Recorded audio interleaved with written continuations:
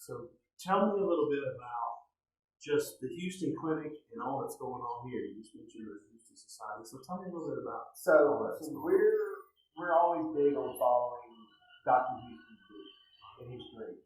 And two things that he was really big on was taking care of children. That was priority one. And the other thing is education. So everything that we do, or at least that I do, everything that I try to do every day is based around taking care of kids as best I can, as best my staff can, and spreading education. That's education for athletic trainers, for physicians, for coaches, parents. We're very fortunate in our setup here to have the auditorium and to have the capabilities to live stream our lectures, to record them, to make DVDs that we can give out for people who can attend. But we do first aid CPR instruction for coaches. We do lectures on heels and concussions for medical providers, for just the kids who say, they have a better understanding of how to take care of themselves. So it's really big, and I love it when we can tie the two together. When it's educational and it's taking care of kids. That's the best thing for us. But we're always striving to do more, and we're always trying to find more funding for staff and more projects. My next pet project is I want an RV that has a portable access floor station, and we'll actually drive it to games on Friday nights. And now, kid gets hurt, parent falls in the stands, whatever the case may be. Instead of having to sprint them and send them off to one of the local hospitals, we can just walk them across the field and take them in the unit and shoot an image right there on site. We always have physicians there who can interpret those and then give them the best course of action to go.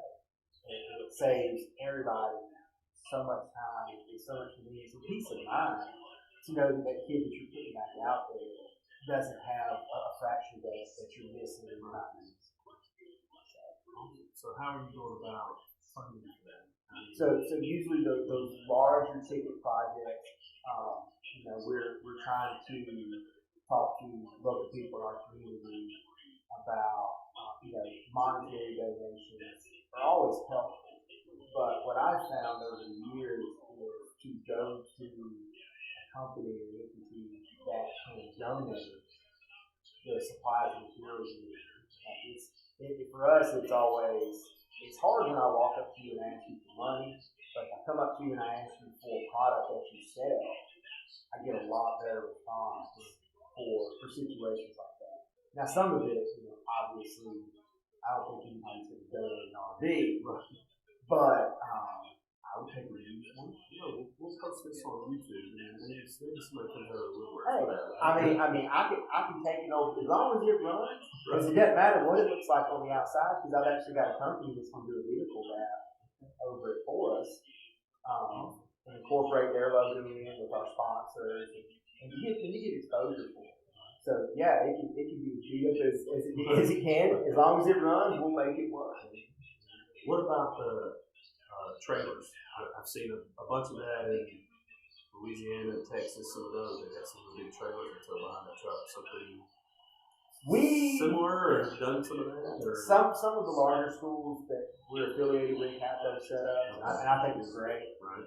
It's not something that we really look into ourselves. We tried to, for a lot of the venues that we do, a lot of the special events that we cover, having to have a truck to pull that trailer and getting it where it needs to be versus a smaller kind of RV, big like a Sprinter van, something along those lines that I'm not gonna say who it is, but I have a friend that they have a huge RV with an X-ray machine and all that, and they always tell me that nobody ever wants to drive it because it's so big. Right. One of the doctors drives it. Every time he does, he runs into a stop sign. Or he's always hitting something. It's it's like a constant problem.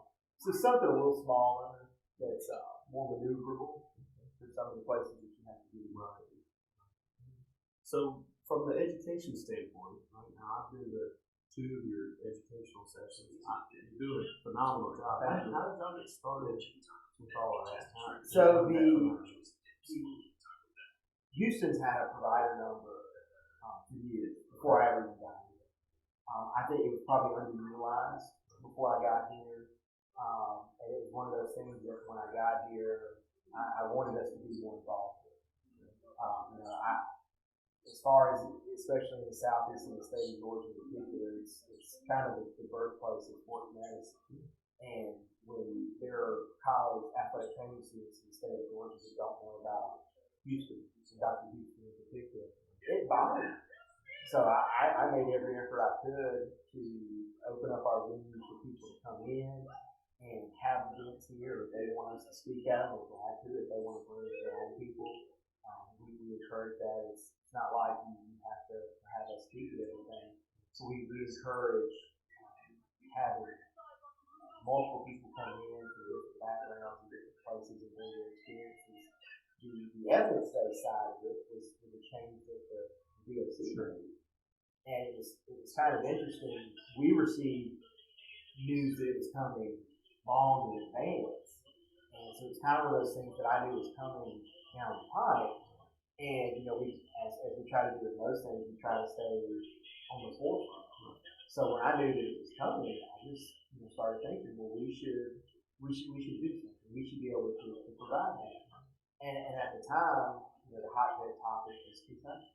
So there was a ton of literature out there for us to pull from to formulate the talk. And so that was our first one. So we did our first evidence-based talk on concussion. And it was interesting.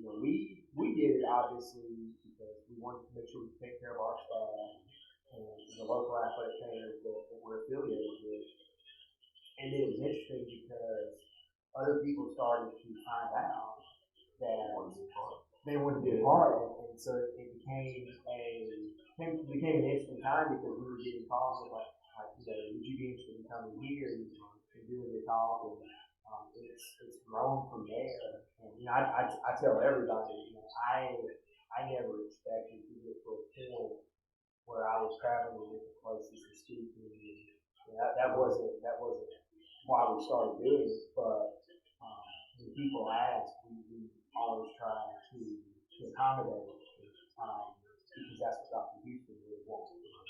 So how does that translate into just kind of your day to day? You've got the education stuff going on over here, but that's not your day to day job. That's in addition to that. It is. It's an additional aspect of it, but kind of the day to day is managing the athletic training fellows. We have 14, so we cover the 8 high schools in the state of county. We have a few other private schools in the area. We have a community college, and we also do club and rec sports at all of the universities. So the day-to-day job is managing that program, which when I first got here, I believe we were 12, and the largest we've been in the 7 years I've been here is 18.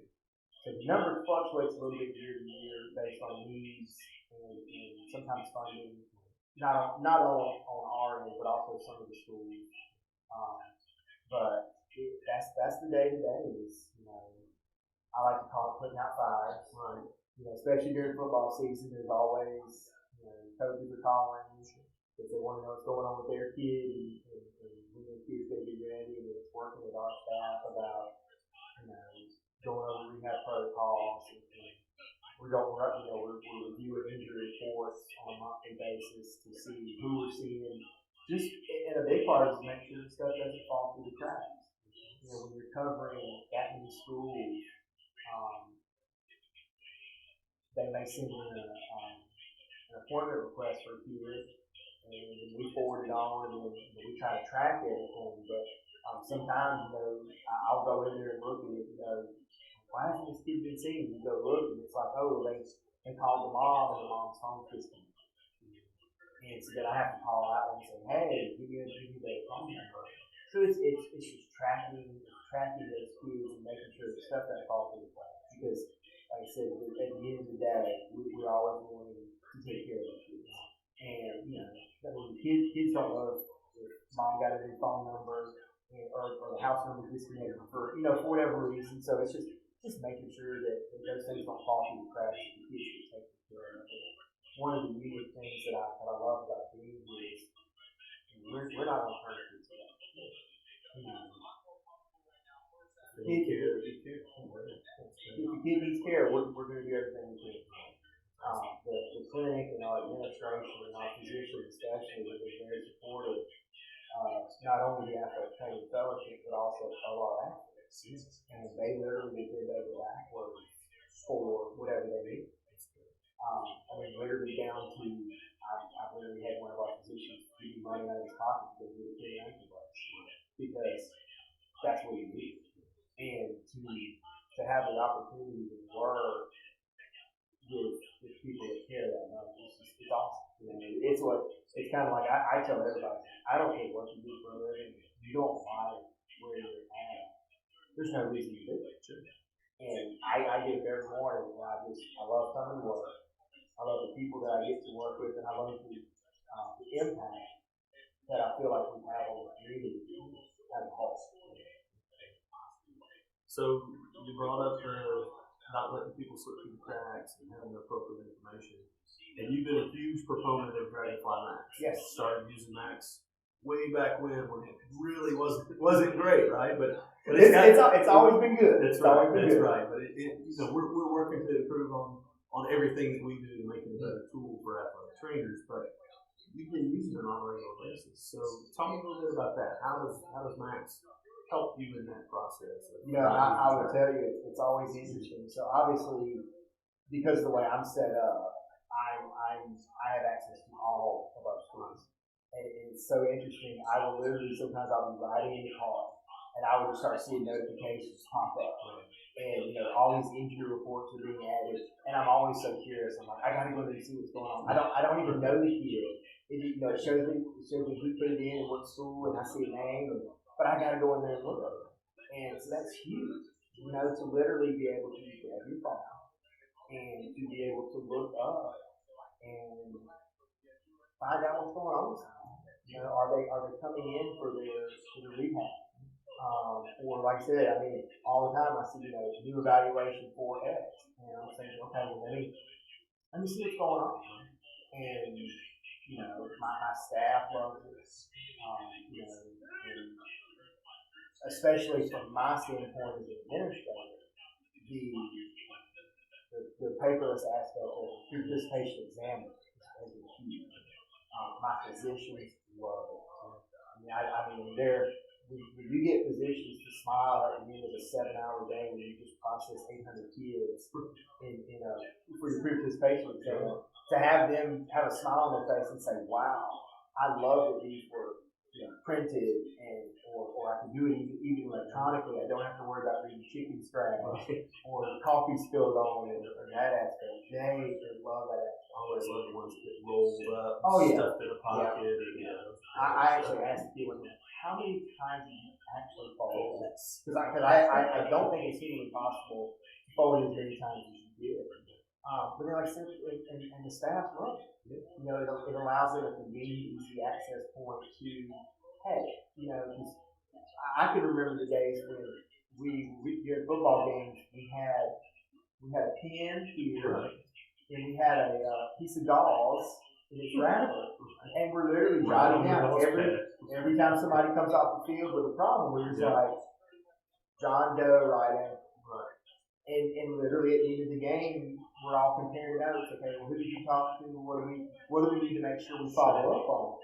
And sure, it worked, but on the same token, you have it in an electronic format that's easy to input. It's easy to use. It's huge. And then because we're using graduate assistants, there's always some turnover of that.